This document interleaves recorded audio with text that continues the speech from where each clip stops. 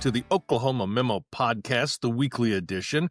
My name is Ryan Welton, the founder and curator of the Oklahoma Memo newsletter. It's a daily news recap that we do Monday through Friday.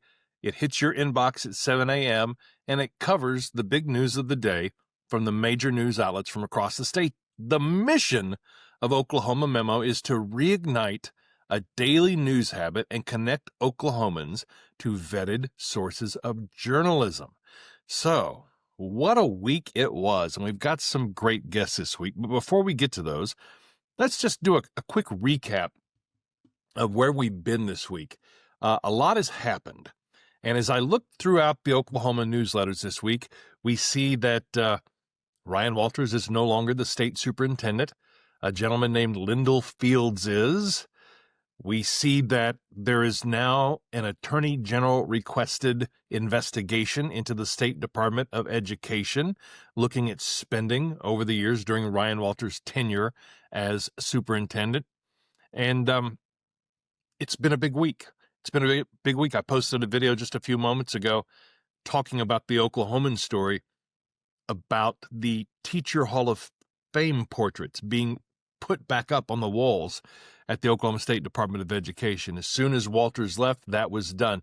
Just goes to show you that anything that is undone during an administration of any sort can be redone as soon as there is a new boss in town. It's not new boss, same as the old boss, as The Who once sang.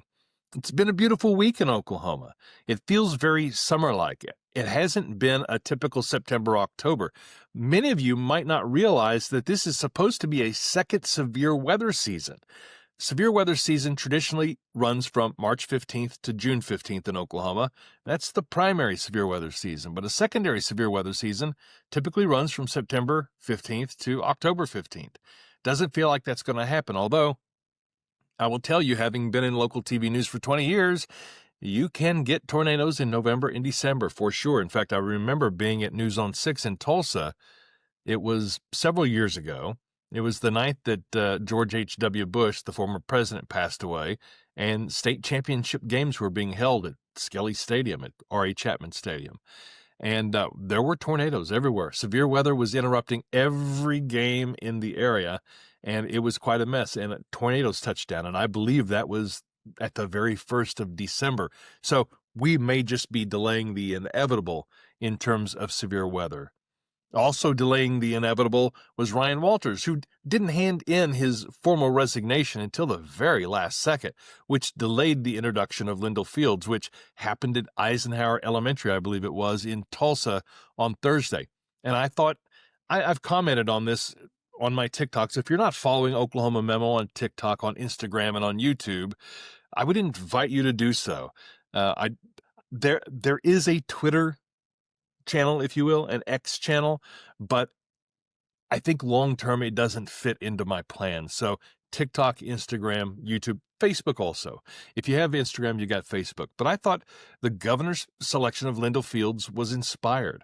I thought it was fantastic. I try to be a pragmatist politically. It's not that I play both sides. It's that I want to give credit where credit is due. And I thought he hit a home run. And the governor also made the argument for the state superintendent position being appointed and not one that is elected.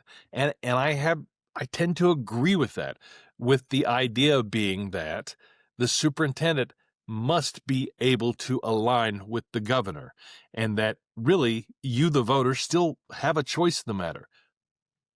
Pick a better governor.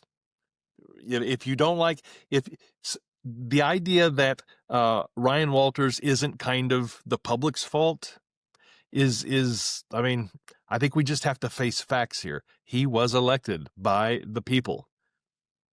There you have it. Anyway, we've got good conversations today. We start off with a conversation with a gentleman named John Kennedy. And he's talking about a new piece of public art in downtown Oklahoma City. And I worked in downtown Oklahoma City for a couple of years, and I love the area. And this is only going to make it nicer. And it is a life-size, not a hero size, as he explains in our conversation. It is a statue depicting the first ever sit-in in the United States. It happened at Katz's drugstore in Oklahoma City some 67 years ago, 1958. Clara Luper, the Clara Luper National Sit-In Plaza. I talked to him about that. He was a co-chair on a committee that put this together. It was a wonderful idea, and it's there, and there's a big event happening. There is a dedication that will happen on November the 1st. It's a few weeks away, but we wanted to make you aware that this is there. You can go see it now, but hopefully you'll join us for that event on November the 1st. And then I've got my weekly conversations with Scott Mitchell, the political analyst with Griffin Media, News 9, News on 6. We talk about what's happening in Oklahoma. I'll ask him about reaction to Lindel Fields, reaction to Ryan Walters finally, formally resigning. And we'll talk a little bit about the governor's race and a new ad that came out this week. Did you see it? It was the ad where Charles McCall chops a banana. I actually thought it was a kind of a stroke of advertising genius, although I don't know that it's strategically the right move, but if you're going to become governor in the state of Oklahoma, you have to win the Republican primary. And while it looks like Chip Keating, a new candidate in the race for governor, is focused on public safety, it looks like Charles McCall is more fighting the culture war. And which tactic will win? I don't know. There was a new poll that came out this week that showed that McCall had really cut into whatever lead that Gettner Drummond had. So all sorts of news ramping up on the gubernatorial race front there. We talked to Scott Mitchell about that. And then I bring in Grant Hermes, formerly of News 9. He's a national podcaster now, big deal. He's just live and worldwide, as ZZ Top once sang. It's called Make It Make Sense with Grant Hermes. There are a lot of podcasts called Make It Make Sense. His is called Make It Make Sense with Grant Hermes. And I talk to him each week about national politics and how it impacts Oklahomans. So we always try to bring it home to us. And then I finish off with the conversation with my buddy Jeremy. Jeremy and I, we have a podcast called Bedlam Buds. He's a Cowboy. I'm a Sooner. We talk sports of all sorts. And with the baseball playoffs moving into the division series, we wanted to just talk a little bit about the great game and talk about OSU, Arizona, OU, Kent State, and Tulsa, Memphis. So with no further ado, let's start off with John Kennedy. And then you got Scott Mitchell, Grant Hermes, and then my buddy Jeremy Cook to finish us out, and then we'll wrap it up at the very end of that. Each one of these videos and audio will be available individually on the podcast and on YouTube and on various platforms, and I appreciate you stopping by. If you would, subscribe, hit the bell for notifications, and sign up for the Oklahoma Memo newsletter at oklahomamemo.com. All right, let's start off with John Kennedy and the Clara Luper National Sit-In Plaza. Well, I am privileged today to be joined by one of Oklahoma City's preeminent civic leaders, John Kennedy. Welcome.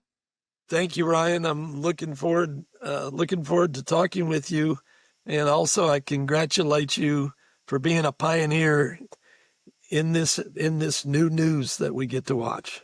It's been a lot of fun, and to be able to educate and inform people on things that are going on in the community, I think is important, and it's a lot of learning for me. And what we're talking about today, I'm a big believer in the public good. I'm a big believer in public art. And this Clara Luper Sit-In Plaza really adds to the fabric of downtown Oklahoma City. And for those of you watching who might not know who Clara Luper was, and that's okay, Clara Luper was a pioneer in the civil rights movement. She orchestrated the very first sit-in of that entire era at a place called Katz's Drugstore at Robinson in Maine back in 1958. Now, if you look up via Wikipedia or your history or civics books, you might see that there was a sit-in in Greensboro, North Carolina. That happened a couple years after.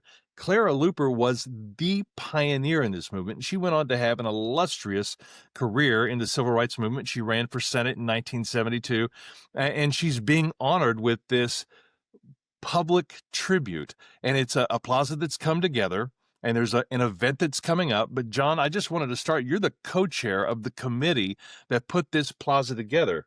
How did the idea for the plaza come about, and who are some of the folks who were involved in making this happen? Came about in 2018 is when this idea started. And it started because 2018 was the 60th anniversary of the beginning of the national sit-in movement. Started right here. The sit-in movement started right here in Oklahoma City. And just to add to what you said about Greensboro, North Carolina, those were really good people. They did a great job. In 1960, we had a 30-minute national news cycle. In 1958, the news cycle was only 15 minutes, so you really couldn't tell stories. You couldn't tell a lot of stories back then. Now, of course, it's 24 hours and it's on demand also. But so people didn't know about Oklahoma City and know what happened here. But in 1958, when the movement started, in 1959, the sit-inners, they went to the NAACP National Convention and told their stories and were honored for it. And that's how the Greensboro people knew about it and were able to develop their own in 1960. But in Oklahoma City, we know 1958 came before 1960. And I've chaired the Oklahoma City National Memorial, and we tell that story well. And the whole community, there were 300 people that were involved in the creation of the Oklahoma City National Memorial. And we've told that story well. But what we don't always do in Oklahoma is tell our stories. And I think part of that's the humility of Oklahomans. And but this sit-in movement is a really important story, and it's a national story, and that's in the name, the Clara Luper National Sit-in Plaza. So in 2018, the 60th anniversary, somebody contacted me about raising money to have flyers to announce the 60th anniversary and a gathering where people could gather and talk about this, what happened 60 years earlier. And I helped raise the money for that. But what I really gathered from that was we have not told that story. And we even have trouble raising not that much money just to have a flyer made. So locally, we struggled just to have a flyer made to announce that it was our 60th anniversary. And I thought, we've got to do better. We've got to do better than that. And I visited with Steve Lackmeyer, who's a reporter for the Oklahoma, and he's a great historian. And we both thought, wouldn't it be nice? And wouldn't it be nice if we had a life-size plaza in the middle of downtown right next to Castro, because there's a little park there. Main Street was closed, and there's a little park there. And we thought, well, if there's any way we could do it in that little park right where it happened, right at Main Street and Robinson, that would be great. So Steve called and had lunch with David Holt and said, John would like to work on this. And David Holt came up with Reverend Lee Cooper from Prospect Church. And Reverend Cooper, he's been a city council person. He's been a planning commissioner. He's been on urban renewal. He's just a really great person that I had interacted with at the planning commission. And Mayor Holt called and said, would you like to co-chair this with Pastor Cooper? And I said, I would love to. And it was great. And so Pastor Cooper and I put together, and this was a pure coincidence, but we put together a group of 13 people. And by the way, there's 13 original sit-inners. That's the coincidence. We really didn't plan that. But three of the people that we put on the committee were Marilyn Luper Hildreth, Joyce Jackson, and Joyce Henderson. They were all sit-inners. And we also, David Rainbolt wanted to participate, and he ultimately raised all the money for the plaza privately. And Sam Presti wanted to participate, and he and I worked together at the Oklahoma City Memorial. And I love working with Sam, and Sam gets in there and really works hard. And Leonard Benton from the Urban League, of course, Steve Lackmeyer, John Michael Williams, who is a real estate use attorney that really has done a lot of work downtown. And we thought he could help with the site, and he's been a great addition. Misty Doney, who I've worked with for about 25 years, she was charged with finding the sculptors. And I can tell you that story when you want, but that's a really good story how she found the sculptors. Misty's involved with Indian Health, and so it's really outside of her expertise or experience. But Misty did the most amazing job finding the sculptors, and it all started with an astronaut. She found somebody in is it okay to go ahead and tell this story? Yeah, no. So you're touching on the collaboration. Everything great requires collaboration. Nothing is done unilaterally. And when I was actually doing some research on this sit-in plaza, this piece of public art, I quickly realized that the artists who contributed to this aren't novices. They have impact everywhere. So yes, please tell us about this. They do. And here's how that started. Misty used a little database and started inputting about finding a sculptor, because it's 15 figures are in this plaza, so it's a big piece of art. And the plaza is kind of the intersection of history and art and respect. And so Misty found a gentleman in Denver, Colorado named Ed Dwight. And Ed is one of the preeminent African-American sculptors in this country. He's remarkable. He's done so much public art, and it's just beautiful. Ed was 85 at the time. So Misty called him up and said, "Hey, I've read all about you, and I would really like to visit with you about being the artist for this plaza." So he came to Oklahoma City. He met with our committee. He met with the mayor. And he is exactly half as tall as the mayor of Oklahoma City.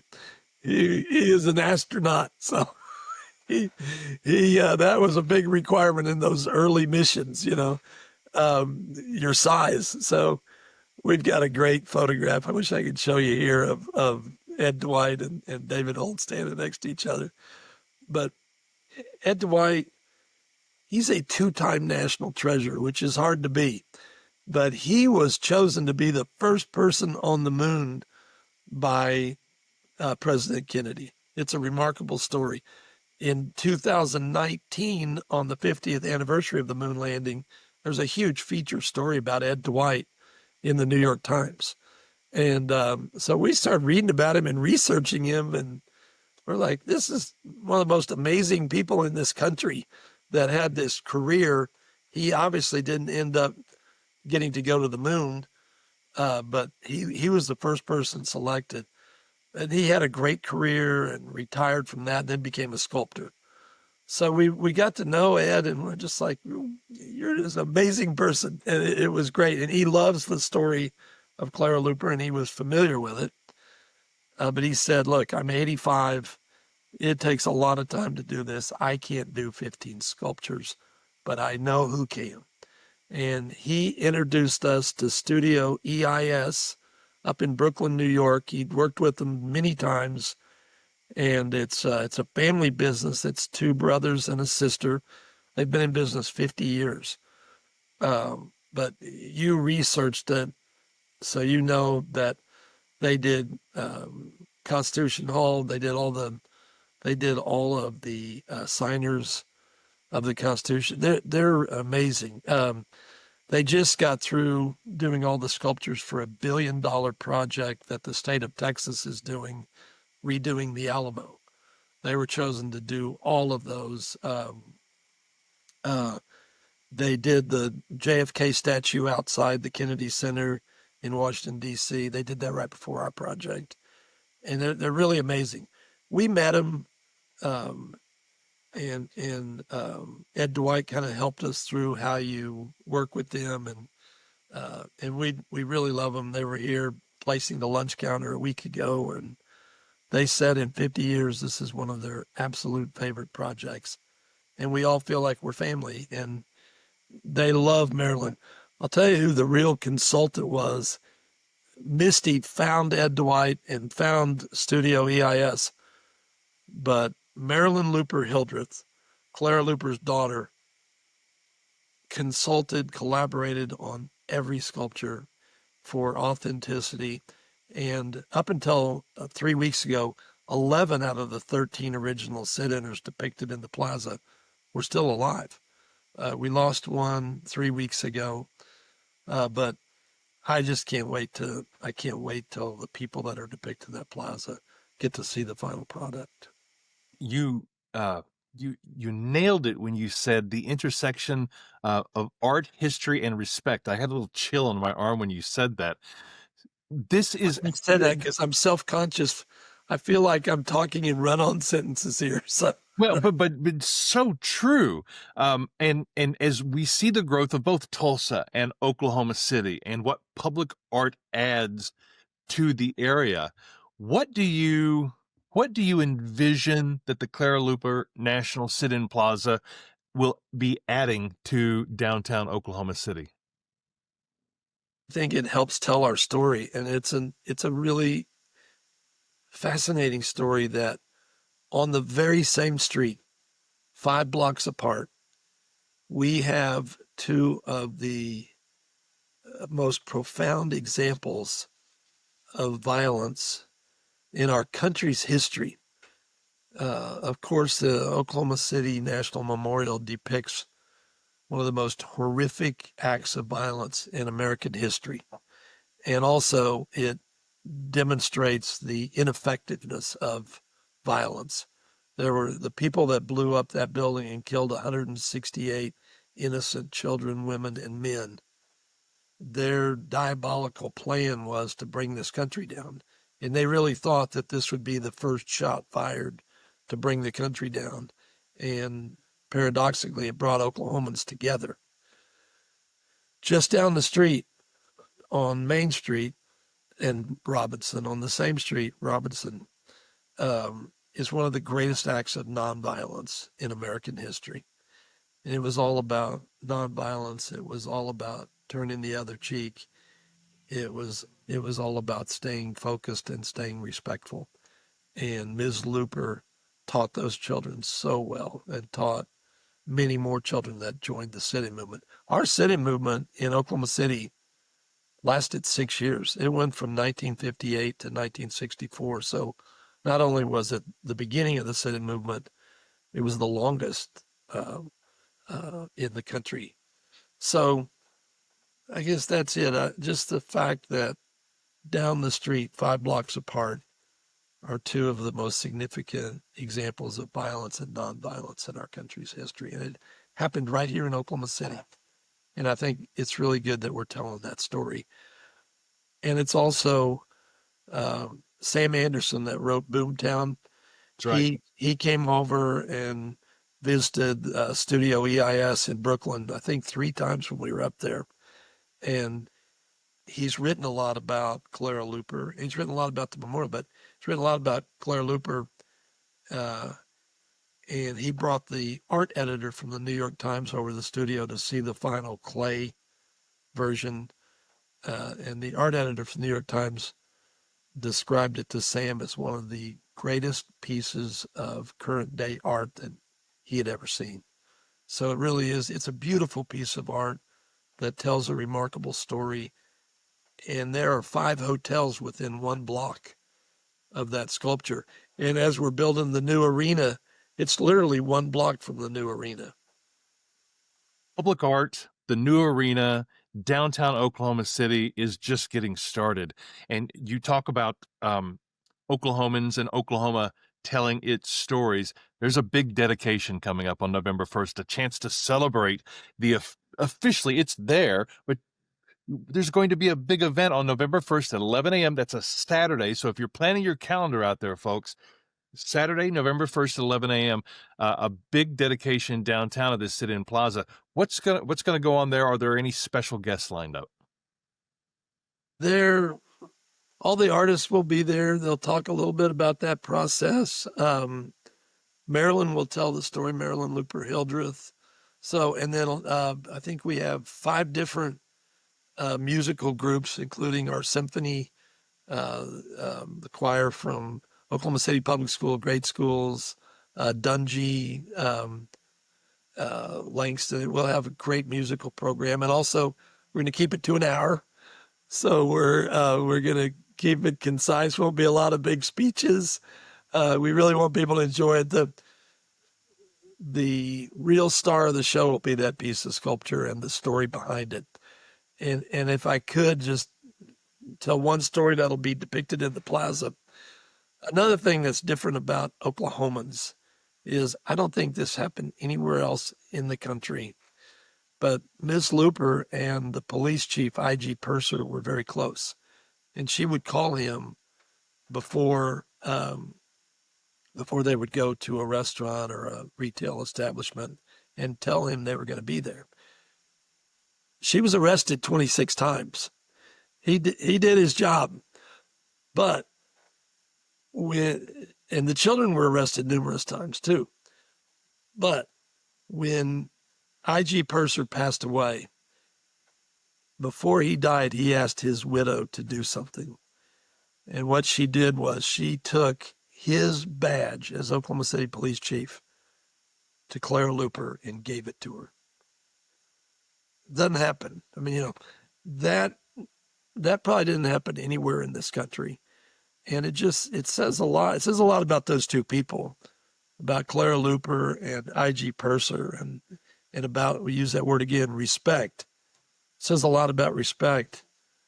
But it also really tells us a broader story about people in Oklahoma. People in Oklahoma have disagreements. We politically, sometimes we're Democrats, sometimes we have Republican administrations, but all times I believe we have this tacit commitment to respect.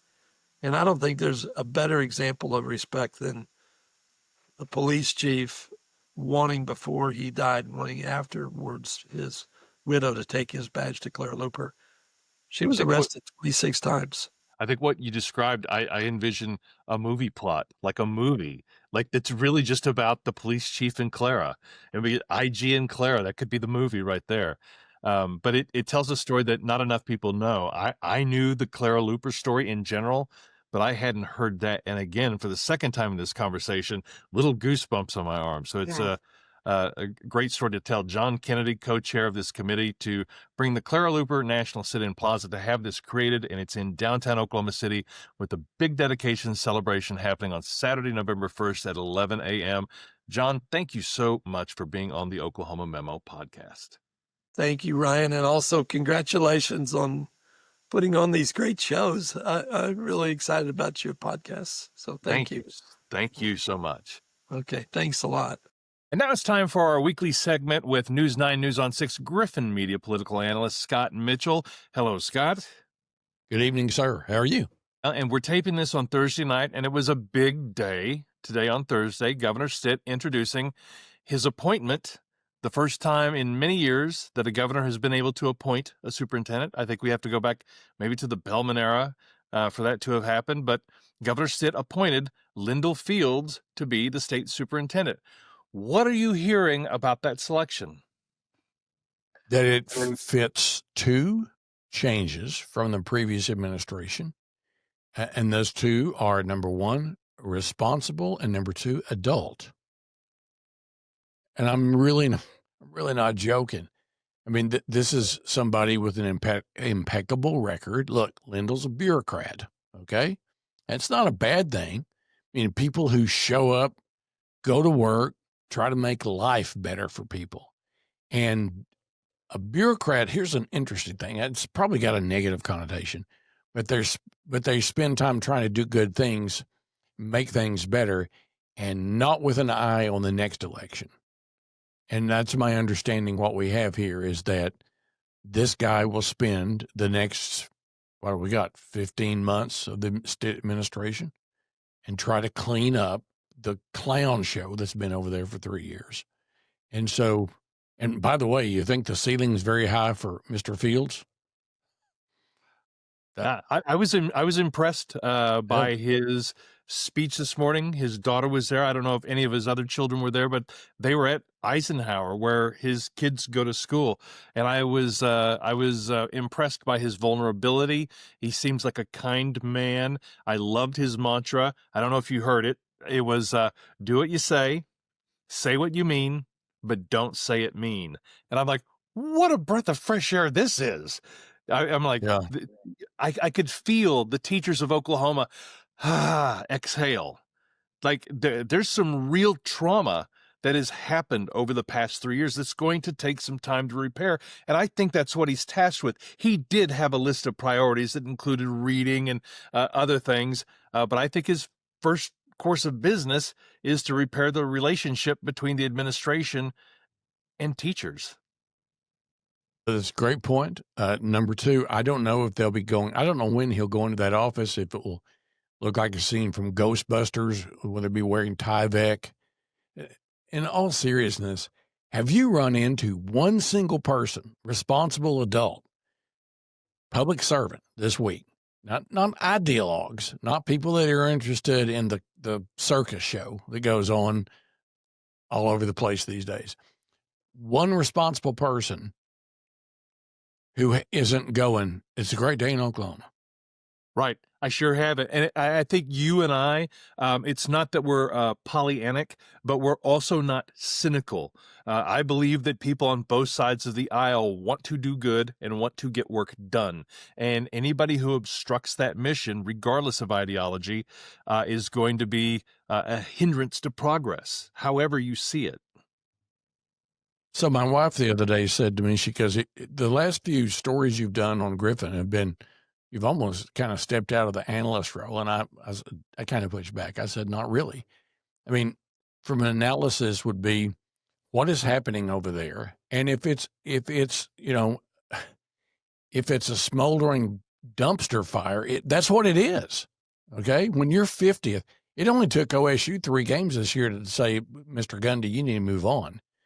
And this legislature and this governor who frequently spar, okay, that department has been the biggest pain in the rear end to all of them up there across the board, Democrat, Republican, courts, for example. I mean, this is, and what we're talking about is, as we said last week, a 3-year losing streak. A 3-year losing streak.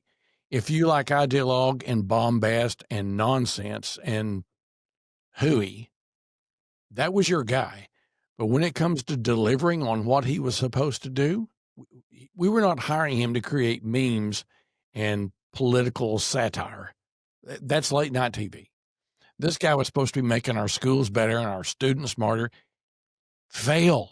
And we're not talking about a D. We're talking about the worst in the nation. Come on. I mean, so anyway, it has been, and listen, and Republicans outnumbering the Ds. The only thing I see that's holding back, there are some people who loved the personality. And I suppose, you know, 3 years ago, he was, if it's what do they call the baby faces in wrestling? And then they turn heel. This was like a wrestling deal, like a persona.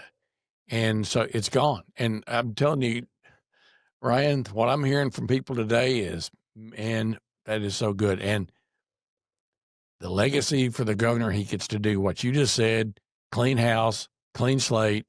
But what I'm going to be watching for, there were 2 things. One, what the governor mentioned about appointing this in the future. And number 2, the attorney general and the governor and Mr. Fields and the people that were going there, who knows what they're going to find. Right. We learned this week that Attorney General Gentner Drummond has asked for an audit of the State Department of Education. There had been one of the role of Secretary of Education once upon a time, but this is for the State Department of Education, the state superintendent years under Ryan Walters. Just looking at the management of funds, I'm sure that we heard that Matt Langston is no longer there. Who knows what they're going to find in terms of expenditures? And Jennifer Palmer, in her email from Oklahoma Watch, said, or she explained, that a forensic audit like this isn't done unless you're actually looking for fraud or embezzlement. This could be a problem for Ryan Walters down the road. Yeah, I would probably be more confident if this was some sort of forensic audit done by like a law enforcement agency instead of the a government accountant. But I will tell you this: there have been rumors for years about irregularities. Let's just put it that way.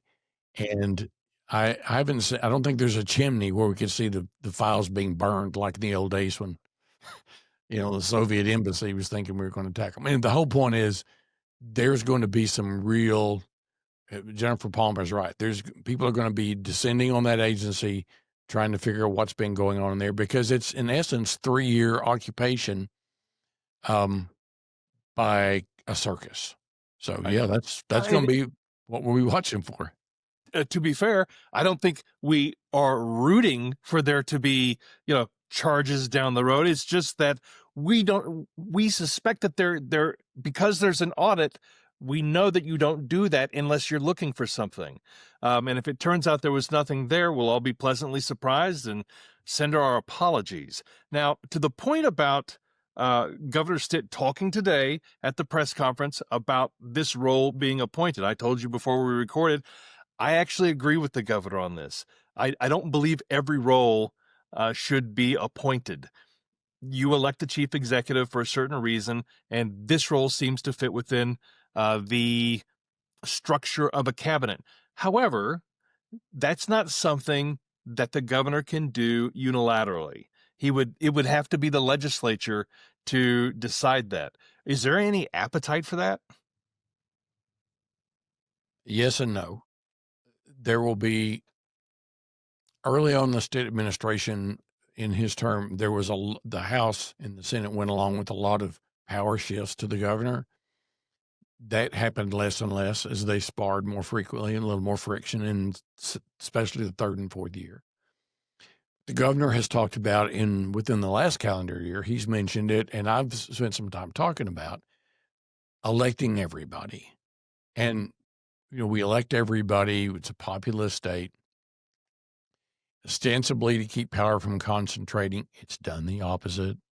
When you look at Corporation Commission, Insurance Department, those agencies, powers concentrated, and the way it's set up, you have interest are going to be doing the majority of the campaign donations, in insurance companies and utilities to the corporation commissioners. Nothing wrong with it, but it is not exactly heaven on earth for consumers, right? And you have to count on the integrity of people there.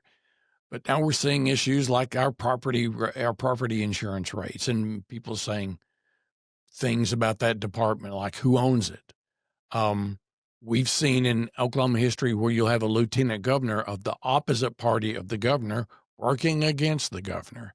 I mean, we really need an auditor that we elect. Okay. We really need to have a state treasurer that we elect. And we see so many times how those offices become political. They're doing everything. All they're thinking about is running again. And I'm talking about all of them. Okay. The one exception on this, you never hear a controversy about running for elections, been the labor commissioner, Leslie Osborne. She's been doing her job for 8 years. There's not, they're not out there running for some other office. And I look up and down the list here, there's so many people running for some other office. So it's maybe a poli-sci exercise, Ryan, but would we have, Lindel Fields will not be affected. It's not going to be impacted, apparently, by reports. He won't be seeking higher office. Guess what he'll be spending his time doing every single day, working on making SDE better. Absolutely. And by the way, for anybody who's going to be overly cynical about this, you couldn't watch Lindel Fields and not really in your gut of guts think that he was the right pick. I thought it was a home run, and credit to the governor. Now, speaking of the governor, we've got a governor's race next year, and we have a new candidate. Chip Keating enters the race, but not only do we have a new candidate, we have what I think was the first shot fired in terms of a commercial that really took this week. Charles McCall, former Speaker of the House, with his ad and the banana. You know what I'm talking about. Everybody out there who pays attention to politics. What does your gut say in terms of effectiveness? You and I talked about this, and on Oklahoma Memo on my TikToks, I've talked about this. This was top of the funnel stuff, and it's all about capturing attention, because folks aren't going to give somebody they're not familiar with the time of day unless they're able to capture your attention. He needed to do that. He did that in the world of political advertising. Also a home run. What did you think? Well, so I went to another memorial today. It was actually Representative Morissette's funeral mass was in New Hampshire today. And then there was a private memorial of a lot of politician types. This evening, my wife and I went to. I mean, we saw a lot of folks, blast from the past and current. And guess what they all asked me? Just what you asked me, right? They were all talking about Charles McCall's ad. And then they began to talk about the poll that came out about the same time as the ad, showing that the race, this was done by former Speaker McCall's pollster, but respected pollster, Chris Wilson, showing the thing's dead heat. Right. Talk. That's what was going on. And so you said top of funnel, that it did exactly what it was designed to do. Right. And I should note, I also noted this in some of the vertical videos I posted, not only McCall's pollster, but if you remember from the 2022 election, the only pollster who was even close to right. I mean, Chris Wilson was the sage of pollsters in 2022, and folks were laughing at him, and he's like, nope, we're confident. And he was spot on. He nailed it. So that was my deal today, was people were going, well, do you believe that? Actually, I do. And I think that that's one of those, Speaker McCall's been on the air for a couple of months now, and he's talking those issues that appeal to the base. And that gigantic gap, there was some discussion. We all know who people were talking about. He, by the way, Walters wanted to run for governor so bad he couldn't see straight. When you come right down to the end, he couldn't raise enough money to pay his ethics fines. So not legit. And there have been some polling showing him up there. Well, people got tired of that. I mean, after how he behaved with a TV gate, and clearly he was lying about what was going on there. It just, I mean, the adults were looking at the rambunctious kid in the room and go, we're not going to have that. So where the people are going to come from? So I think for a month I've said clearly there are two front runners, way before the poll came out, that Charles McCall was going to get into this race. He was radio silent. He was working every county fair and old time retail politics. And that's something he's been concentrating on. And you go to those county pie festivals for Republicans, and that's where the activists are, and the activists turn to the other activists. And, there's a talent gap likely between the front two candidates. The first ones to the poll or to the battle get to pick up the talent, from managers, consultants to your ad buys. And when they have access to cash, that's what's been going on. Clearly, the Attorney General and former Speaker McCall have got the most talented people working for them. They're way out in front. And, Chip Keating's family is famous in the state of Oklahoma. I saw Governor Keating and Mrs. Keating the other day, and people still love them. So, former Senator Mazie, there's some other candidates in there, but they all have enormous amount of catching up to do. One person that I really trust that watches this says all of them are going to probably need somewhere in the vicinity of just media, $6-7 million to get through the cycle. Well, I'd say Speaker McCall and Attorney General Drummond are way ahead of all of them on there. So we'll watch how that spending happens. And just because you're spending it doesn't mean that your ads are good. I don't know who's doing the speaker's commercials, but dang. It's off. Yeah. I've watched political commercials for 3 decades plus. It was good.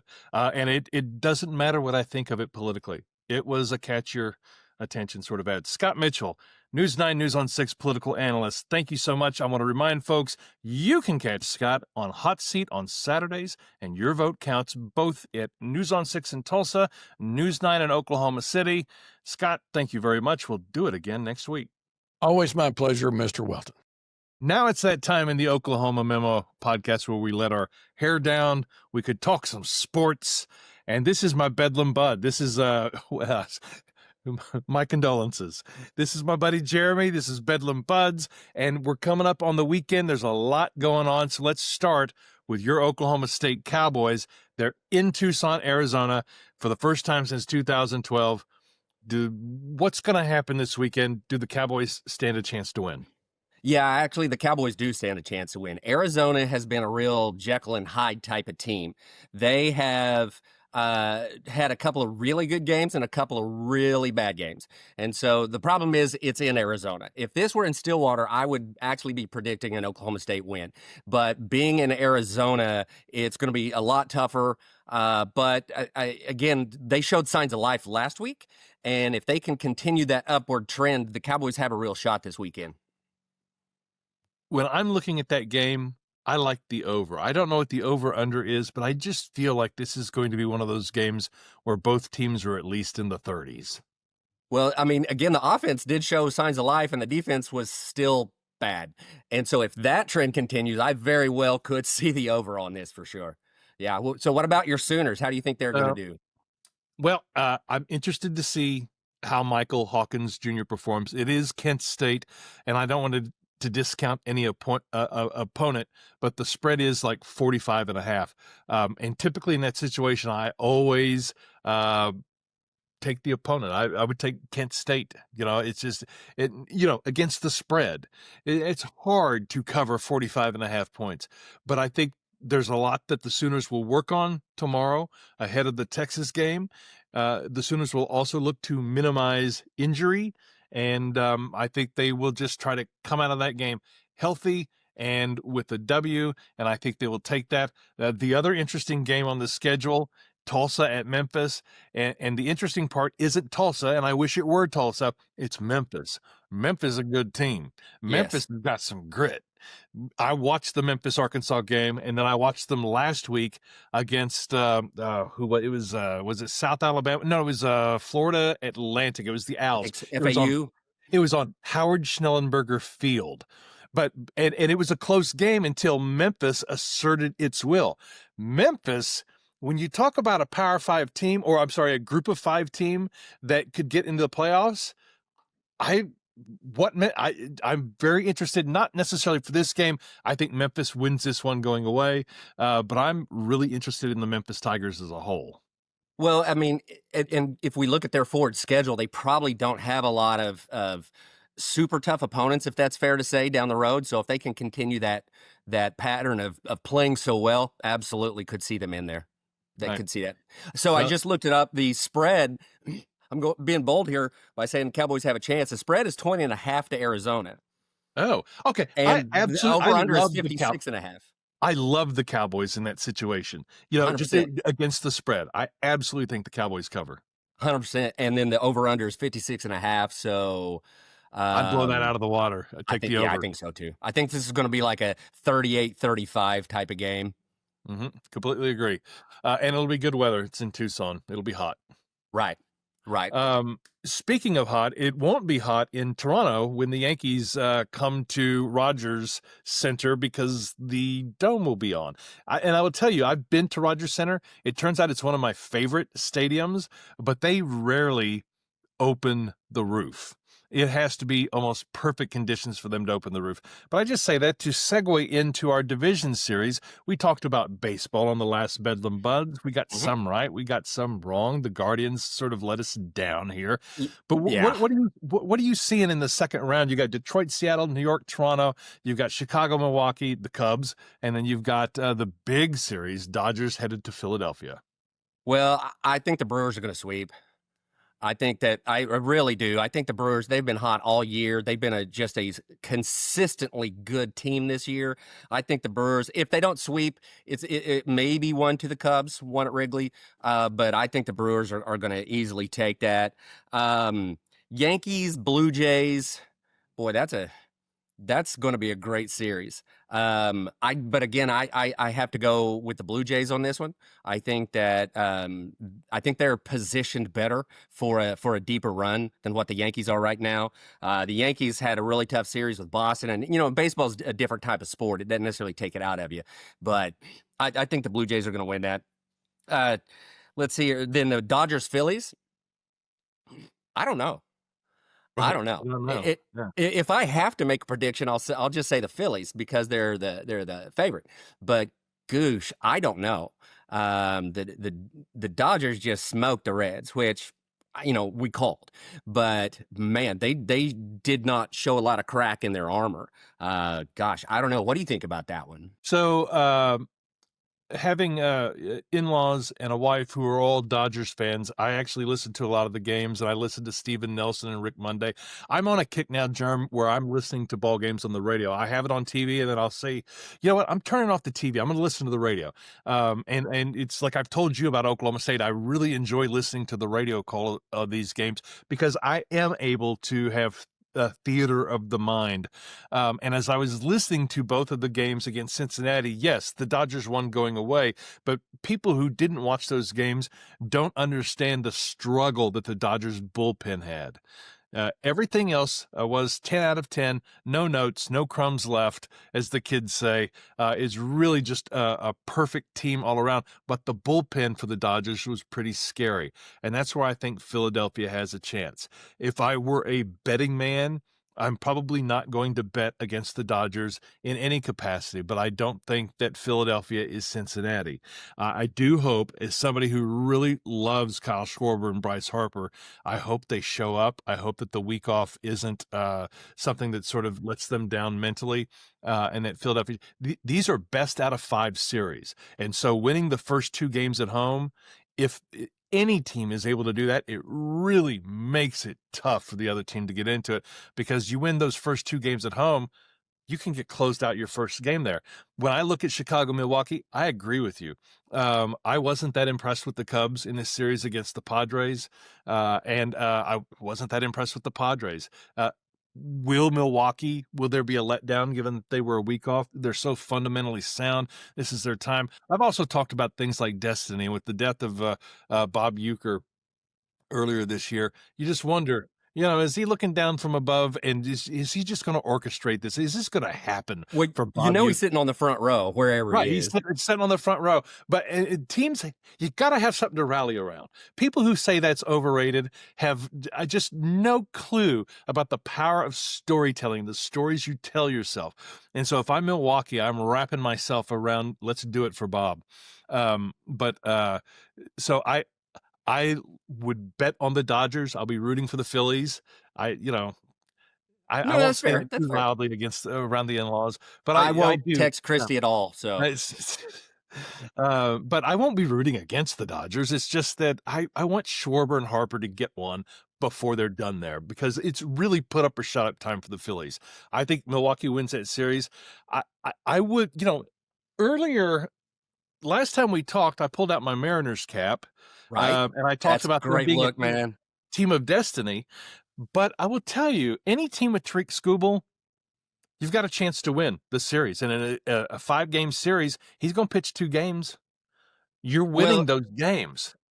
And also for the Phillies have an Oklahoma kid on their roster, JT Realmuto, who is related to the John Smith of OSU wrestling fame.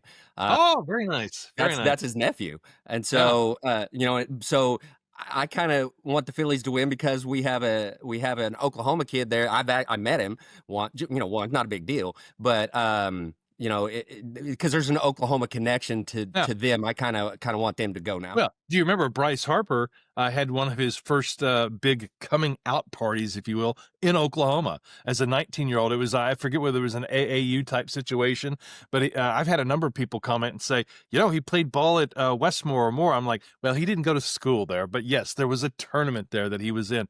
So yeah, a lot of local connections.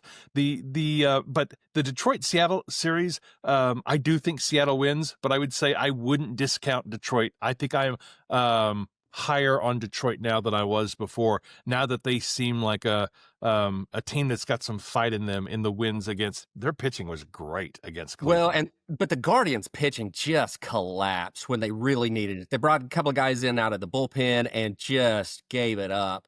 So I'm still leaning toward the Mariners on this, but you're exactly right. I could see the Tigers winning, but gun to head, I would have to predict the Mariners on this. Right. So I'm a little more confident in the Yankees-Toronto series. I think the Yankees win it. I'm absolutely rooting for the Toronto Blue Jays. I tend to root for Toronto and anything that they're doing. Love the city. Love it, love it, love it, love it, love it. But with that said, in fact, I love the Rogers Center. Just love the vibe. If you're going to the Rogers Center for any of these games, get yourself a steak sandwich. It is and delight, one of the best things that I've had at a ballpark, and a Mill Street beer is just wonderful. But this is their first time in the playoffs in a while. I mean, they won the division, and I think there's something to be said for experience.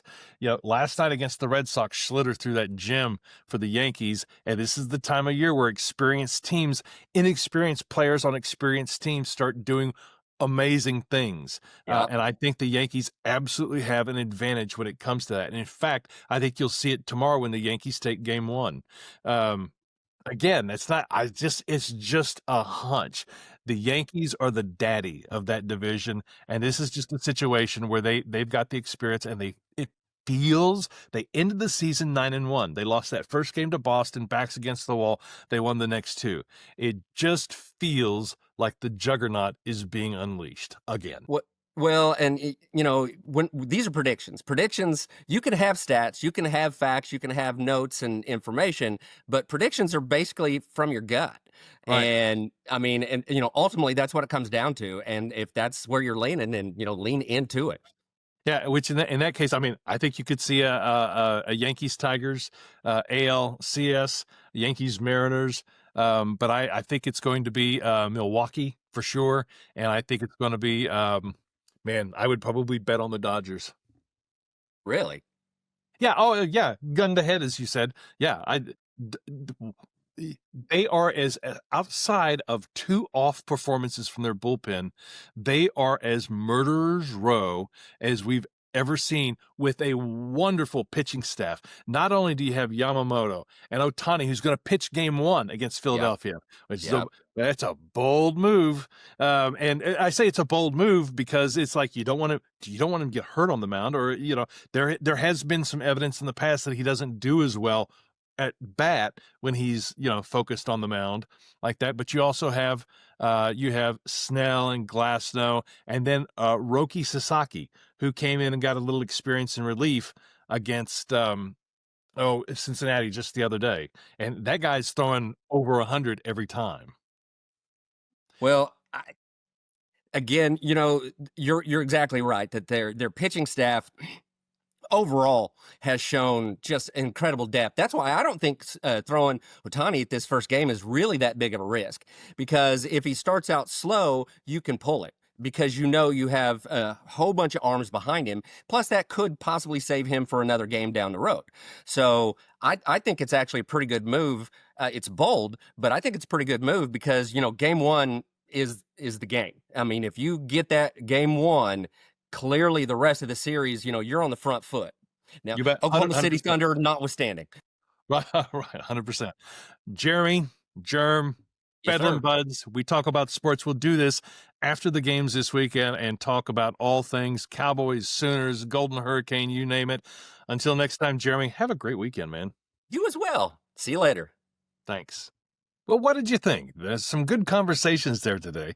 It's the second week for us doing the Oklahoma Memo podcast on a weekly basis, and we put a lot of interviews together. They are all available individually for you to listen to.